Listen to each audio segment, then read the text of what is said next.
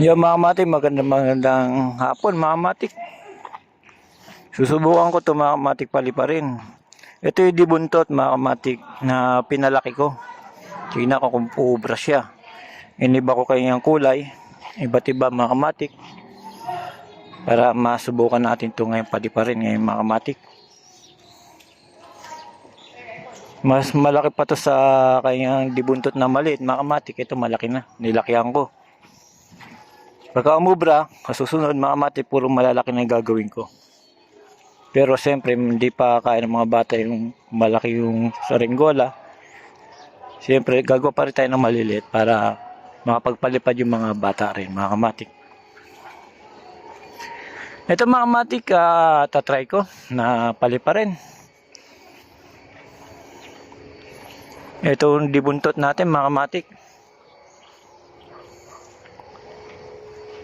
So, sobrang init mga kamatik.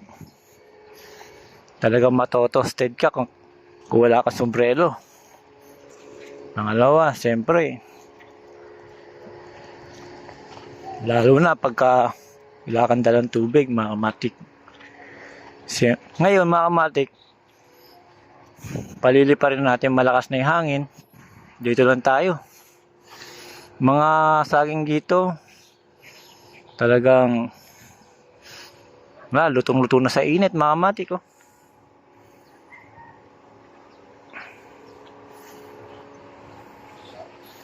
Yan mga kamatik, lutong-luto na sa init yan. Ito na mga kamatik.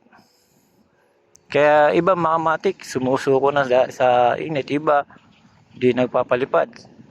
Saring ko lang. Yung iba sa hapon mga kamatik, mga alas 5 sila pupunta. Pero ito mga kamatik, paliliparin ko na. Kahit wala nang dihagis mga kamatik, ganyan lang yan.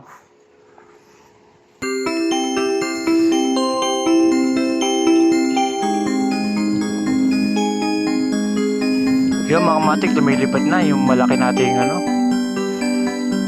dibuntot.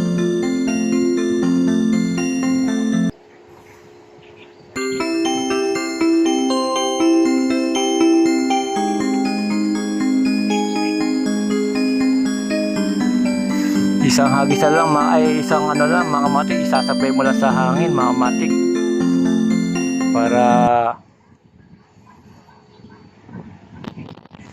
lumipad yung gulat makakuli mga kamatik.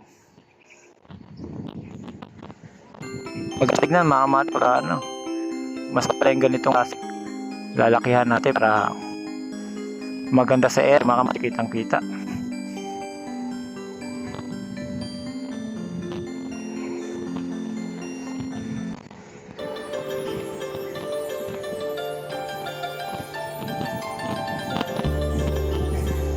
Siyempre mga kamatik, tatlo lang ginawa ko, palilipan pa yung iba para makita natin mga kamatik.